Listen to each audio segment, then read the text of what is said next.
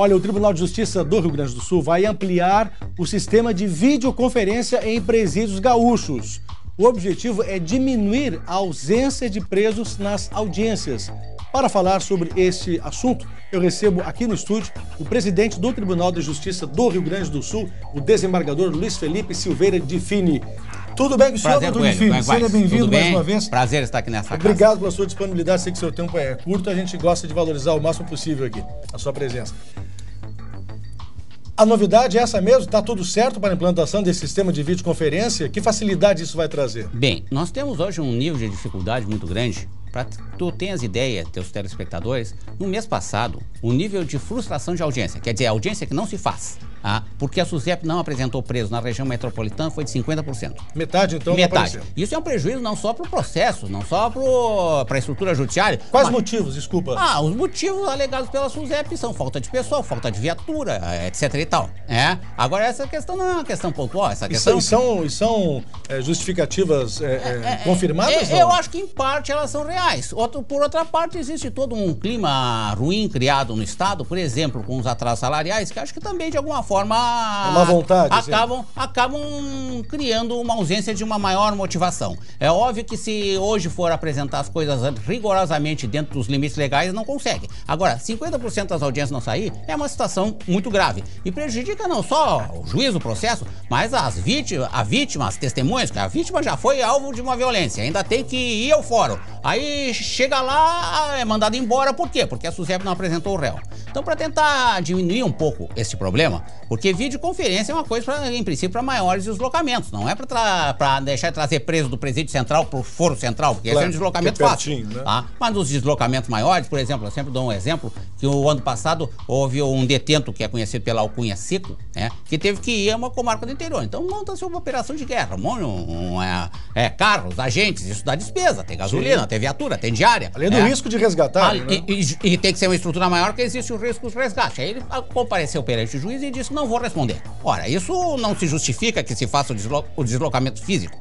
Então, nós determinamos que sejam instaladas as salas de videoconferência nos seguintes presídios. No presídio central, agora que mudaram o nome para cadeia pública, o aumento de 1 para 4 salas de videoconferência até o final desse mês.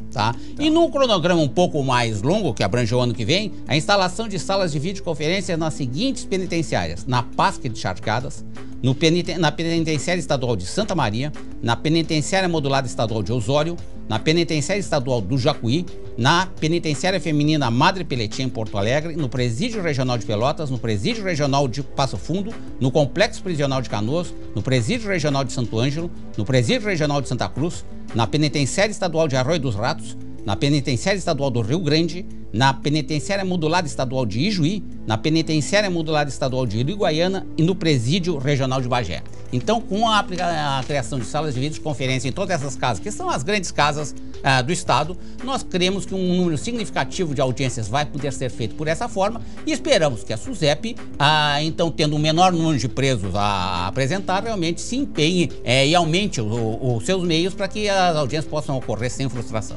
Isso já está funcionando? Vai passar a funcionar a partir de quando? Não, em Porto Alegre até o final de outubro.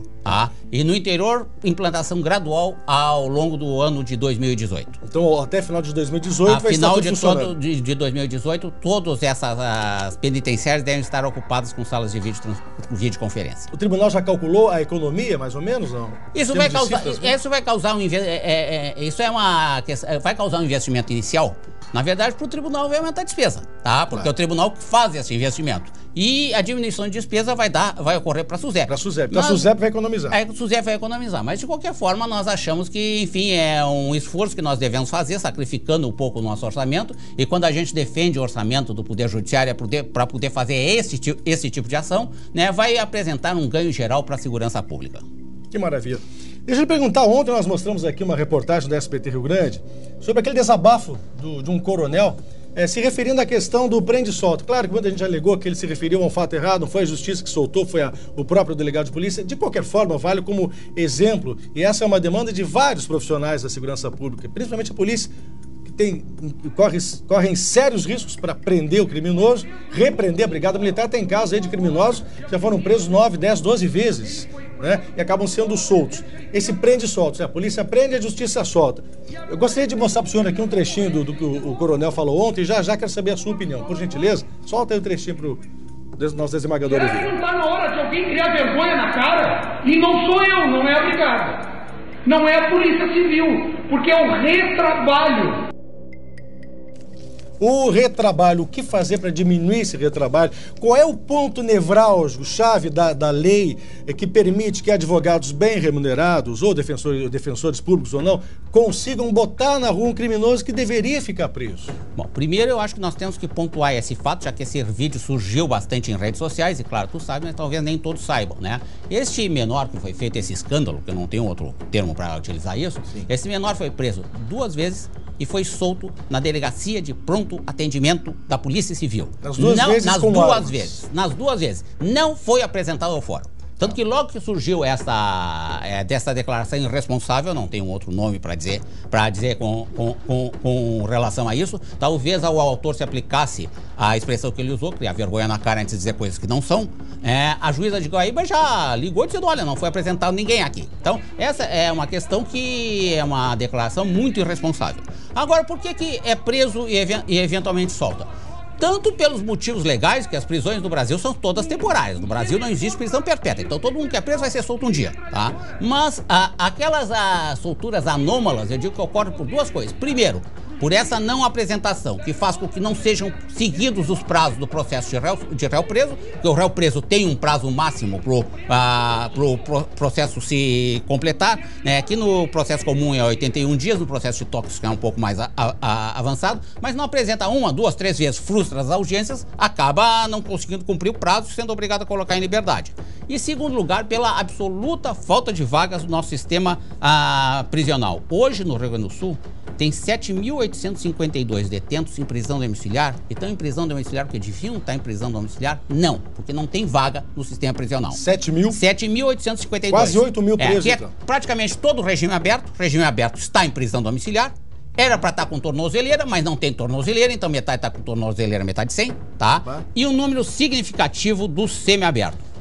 Além disso, tem um número significativo que está aguardando decisão sobre o regime. Por quê? Porque foi dado o avanço para o regime semiaberto, e não tem vaga para ele no semiaberto. Tá? E como ele não pode ser mantido no regime fechado, ele é mandado para prisão domiciliar até aguardar um novo regime. Então isso se dá a solturas que são solturas anômalas. Porque não se consegue terminar o processo criminal nos prazos devidos, porque pela situação da não apresentação e pela absoluta falta de vagas. Hoje nós temos um déficit no sistema prisional de 7.852 em prisão domiciliar, tá? 12 mil, além das vagas do presídio, que estão presos de qualquer jeito, amontoados. E mais, a superlotação. A superlotação. O número da superlotação. E mais 12 mil mandados de prisão pendentes e que não são cumpridos. Se fossem todos cumpridos, nós teríamos uma falta de 30 mil vagas no sistema prisional.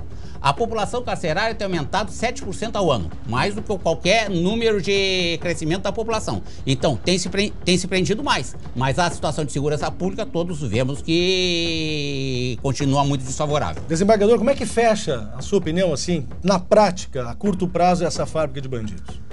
A curto prazo, a medida de curtíssimo prazo que nós precisávamos era a abertura do presídio de Canoas. Aqui está praticamente pronto e já há quase 3 anos que se enrola aqui e lá. Um dia falta o asfaltamento da via, outro dia falta o projeto de esgoto, outro dia vamos licitar, né? Então isso seria a medida mais emergencial e imediata. Agora, em termos de medida de médio prazo, nós teríamos que rever todo o nosso sistema prisional, porque o sistema prisional hoje nem reeduca, e nem contém.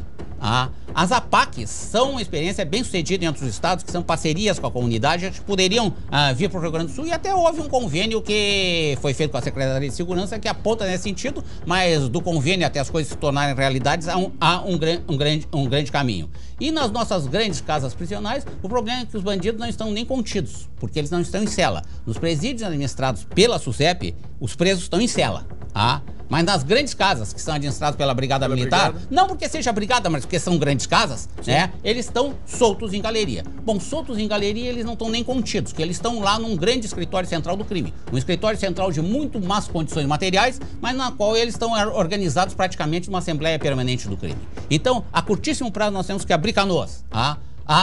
A médio prazo, colocar ao menos os presos em cela, o que ocorre nos presídios menores do interior administrados pela SUSEP. Juí, por exemplo, é um presídio grande, 1.000 e poucos que eles estão em cela. Num prazo também médio, avançar no sistema das APACs. Desembargador Luiz Felipe de Fini, muitíssimo obrigado pela sua experiência, sua articulação, que o senhor sempre vem aqui e explica com aquele bom português que as pessoas entendem. Isso é ótimo, né? Coelho, sempre à disposição de ti e dos muitos telespectadores desse programa. Muitíssimo obrigado. Tá Muito bem? obrigado. Volte quando desejar. Aí está, então, os esclarecimentos do presidente do Tribunal de Justiça do Rio Grande do Sul, desembargador Luiz Felipe de Fini, sobre esse assunto que é recorrente. Todos os dias, praticamente, a gente trata desse assunto aqui, a questão de falta de vagas e o prende, solta, etc.